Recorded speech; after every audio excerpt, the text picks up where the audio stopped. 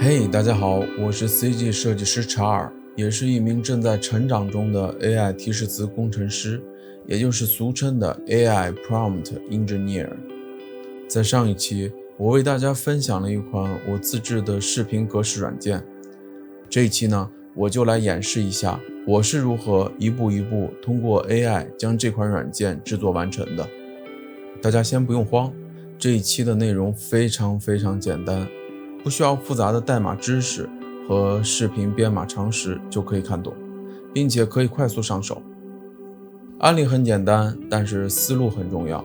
这一期我通过这个简单的小案例来快速梳理一套清晰的 AIGC 流程。有了好的流程，就可以制作出更多有趣的软件。那我们现在就开始吧。首先，我们需要明确一下目标任务。我们的主要任务是制作一款视频转换软件，将目标视频转换为.mp4 格式。任务清晰后，我们再来梳理一下本次需要使用的工具。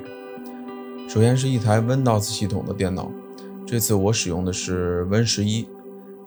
第二个呢是 Python 的运行环境，大家可以从 Python 的官网进行下载安装。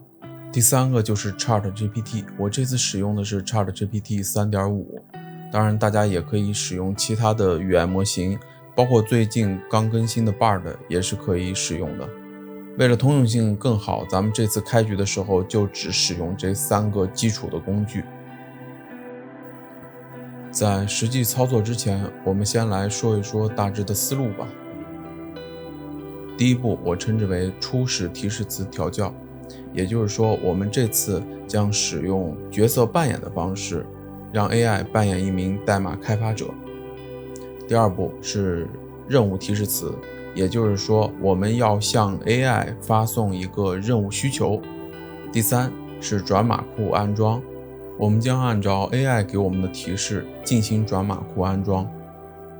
第四步是文件配置，我们也是按照 AI 的指示去将我们需要配置的文件配置好。第五步，也就是第一次的代码测试，这个是为了测试 AI 给我们返回的代码有没有错误，如果有的话，我们将错误代码返回给 AI 进行调教。第六步就是 AI 补充询问，在我们确定大的代码框架的基础上，我们想要增加或者减少某些小的功能的时候，我们再向 AI 进行询问。第七，增加需求。在我的这个案例中，我将有这么2个新的小需求。第一个是增加视频的清晰度的选项，第二个是增加转码提示，当它转码完成的时候，它将提示我已完成。第8步就是我们再一次的进行测试，跟第5步一样，如果有错误代码，我们将把这个错误代码再返回给 AI 进行重新的修正。第9步也就是打包 exe 文件，把它打包成一个单独的文件，方便我们使用。第10，最终测试，也就是我们在这一步将会直接测试我们打包完成的 exe 文件。以上呢就是我们一个大致的流程，接下来我们就正式进入演示阶段。首先打开你的 ChatGPT， 或者是用其他的客户端来调取 GPT 的 API 的方式也是可以的啊。我目前是通过一个叫做 AMA 的 AI 聊天助手来调取 GPT 3.5 的 API。目前用下来，我觉得微软提供的 Azure OpenAI 要比 OpenAI 官方直接申请的版本要稳定很多啊，尤其是国内的朋友相对比较友好，不会出现某一天限制登录的情况，费用结算也比较方便啊。在服务这方面，我觉得微软还是比较成熟的。我们直接开始啊，我们先新建一个对话框。我们先设置一个初始的提示词，设置这部分提示词的目的啊，是为了限制它的一些行为和思考方向。我们目前还是使用比较简单的角色扮演的方式来做基础定位啊，这样的话大家可以更容易的理解内容。可以这样写啊，你是一名软件开发者，我比较喜欢每一行写一个指令啊，这样查阅起来会比较清晰啊。接着，我们将提供一些关于软件开发的具体信息。我大概来讲一下啊。第一句就是定义它的角色，它是做什么的。其次是我们能提供的信息和一些前提条件啊。继续啊，你的工作是提出构架和代码。接下来如果你是代码小白的话，我建议啊，在后面再加这么一句啊，就是并且详细讲解我该如何使用并运行软件。这样它就会对代码进行一些解释，并且还能教我们如何使用这些代码，如何运行啊。其他的参数我们目前就保持默认就可以。目前这个状态啊，我们就可以把它理解成它就是一名软件开发者啊。接下来我们就正式的开始写任务提示词了。在起始的这段提示词中啊，我用到了链式思考的方式进行撰写，也就是将命令分多步提供给 AI。这样的好处就是我们可以逐步迭代修正内容啊。好，我们看一下输入的这段提示词内容。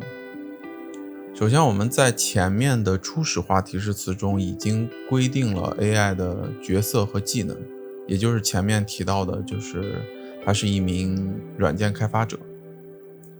这段第一句就明确了他的工作目标啊，需要一个视频格式转换软件。其次是展开说明了具体的要求内容以及输出的规则。如果你想要让它输出更规范的内容，也可以给它提供相应的示例。好，我们看一下输出的结果。我们可以看到 AI 给出的内容非常全面，不光是把如何操作的步骤告诉了我们啊，而且在代码中可以看到非常详细的备注说明。好，我们看一下具体的内容。第一部分就告诉我们需要安装这个解码库，我们把这段代码复制一下，然后在搜索中输入 cmd。 打开之后，我们把刚才复制的代码贴进去执行。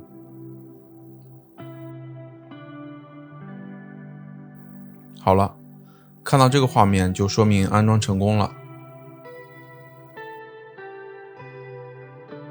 往下看，第二部分就是完整的代码，接下来就是如何调整视频的清晰度，以及如何打包成可执行文件，相当于给了我们一份完整的安装说明。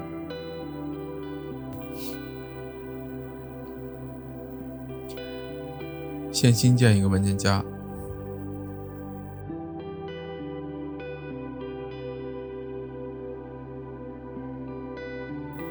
我们在文件夹中新建一个文本文件，为了方便，我们命名为1，把后缀改成 py，1.py， 其中 .py 就是 Python 环境中的执行文件。我们右击，用记事本打开，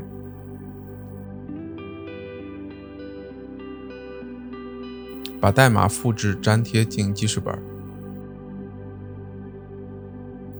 保存。接下来我们就把需要转换的目标文件拖到文件夹中。我这准备了2个 .mov 的视频文件。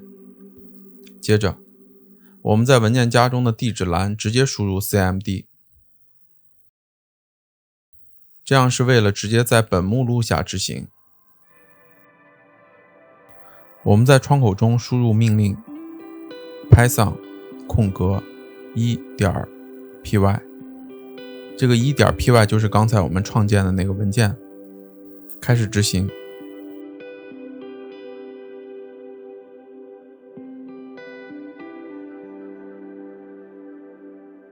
执行完了，看来这次很顺利啊，代码没有什么错误。这时发现多出了一个 MP4 的文件夹，这两个文件夹就是刚才转码的文件，可以看一下这两个文件有没有问题。帧率、速率好像都是正常的。播放一下看看。